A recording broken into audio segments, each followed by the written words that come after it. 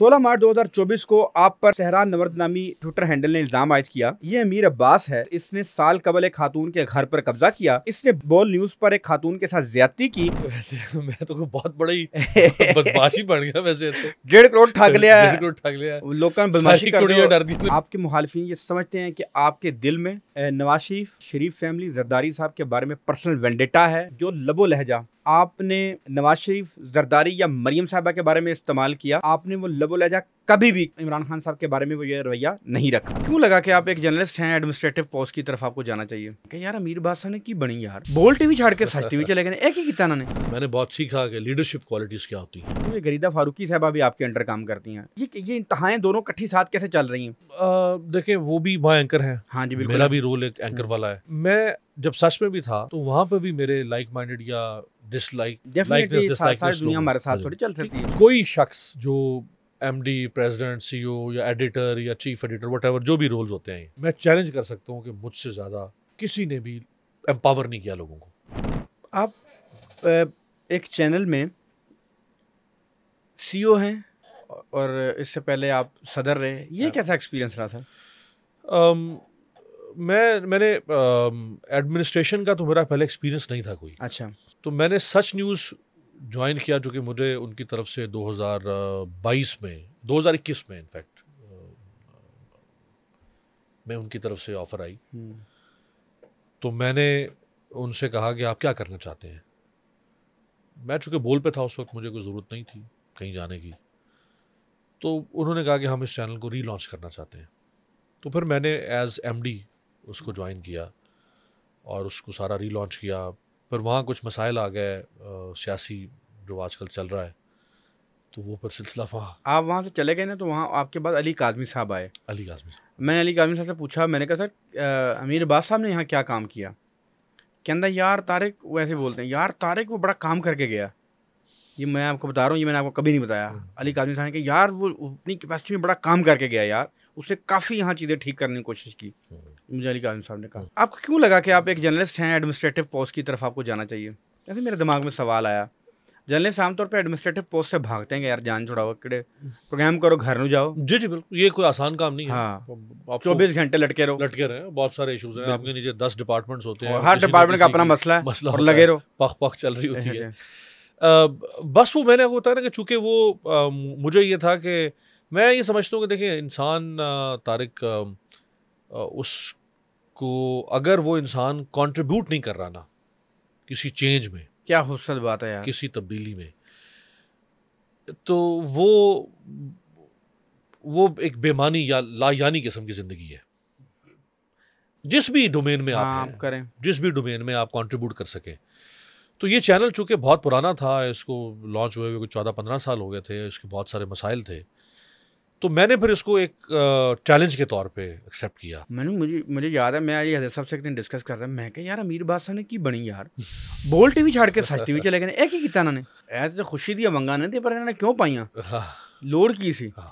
लेकिन वो कहते मैंने उससे बात की थी, वो कहता यार मैं ज़रा एडमिनिस्ट्रेटिव, मैंने बहुत सीखा, पर उससे सीखना मैं एडमिनिस्ट्रेशन करना चाहता हूँ। मैंने बहुत सीखा कि लीडरशिप क्वालिटीज़ क्या होती हैं।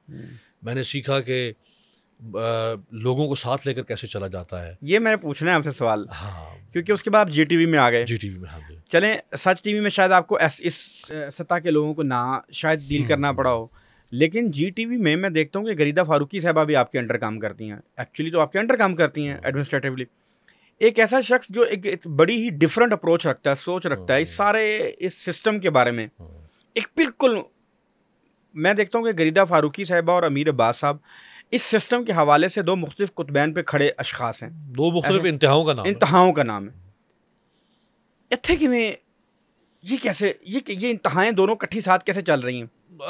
देखिए, वो भी वहाँ एंकर है। हाँ जी बिल्कुल, मेरा भी रोल एक एंकर वाला है। जो दूसरी मेरे पास इंतज़ामी पोजीशन है वो इससे अलग है। मैं जब सच में भी था तो वहाँ पर भी मेरे लाइक माइंडेड या डिसलाइक दुनिया हमारे साथ थोड़ी चल सकती है। आपकी मुख्तलिफ सोच के लोग होते हैं। मैं आपको एक दावा कर सकता हूँ आपके प्लेटफॉर्म से, पाकिस्तानी मीडिया में मैं चैलेंज कर रहा हूँ, कोई शख्स जो MD, प्रेसिडेंट, CEO या एडिटर या चीफ एडिटर, व्हाटएवर जो भी रोल्स होते हैं, मुझसे ज़्यादा अगर उसने वहाँ फ्रीडम या liberty, freedom of speech, editorial independence दी हो, अगर, या उसने ये इरादी तौर पे कोशिश ना की हो कि भाई ये मेरे मौक़िफ़ के ख़िलाफ़ हैं तो जो तारिक साहब का प्रोग्राम ऐसे कर दें, इनका ऐसे कर दें, नहीं, मेरे सोच के लोग हैं, बहुत अच्छे अच्छे लोग हमारी मैनेजमेंट में मौजूद हैं, सारे चैनल्स में, जो 20-25 बड़े चैनल्स हैं। मैं चैलेंज कर सकता हूँ कि मुझसे ज़्यादा किसी ने भी एम्पावर नहीं किया लोगों को। मेरा अपना ओपिनियन है, मैं कैरी करता हूँ, आपके प्रोग्राम्स में भी आगे कैरी करता हूँ, हर जगह पे, हर जगह पर। लेकिन वो ख़यानत मैं समझता हूँ कि अगर आप मैनेजमेंट की पोजीशन पर हैं, तो अगर मुझे ये हक़ है कि मैं अपना ओपिनियन रखूँ, तो ख़रीदा को भी अपना हक़ है ओपिनियन रखें, किसी और को भी अपना हक़ है ओपिनियन रखें। कभी क्लैश भी नहीं हुआ?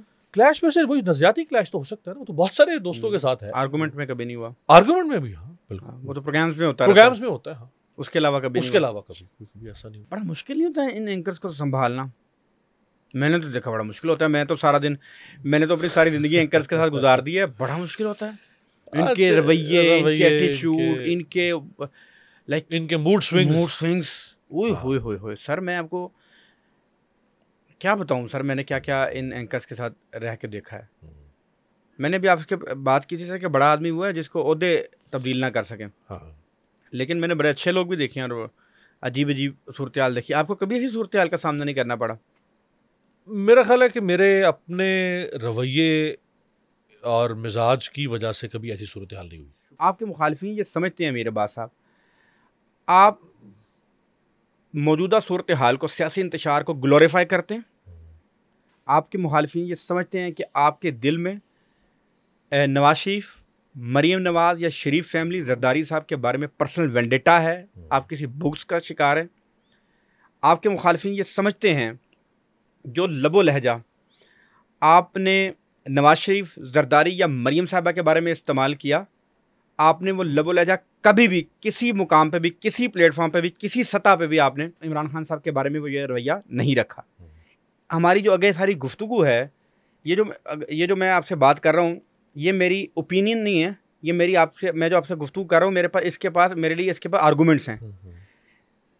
मैंने आपके मुतालिक पढ़ा, मैंने चीज़ों को खंगाला, फिर आपके बारे में मैंने नैरेटिव कोई बिल्ड नहीं किया, मैं अपनी चीज़ें लेके आपके सामने आऊँ, मैं उस पर फ़र्दन बात करूँगा, एक एक चीज़ पे मैं बात करूँगा।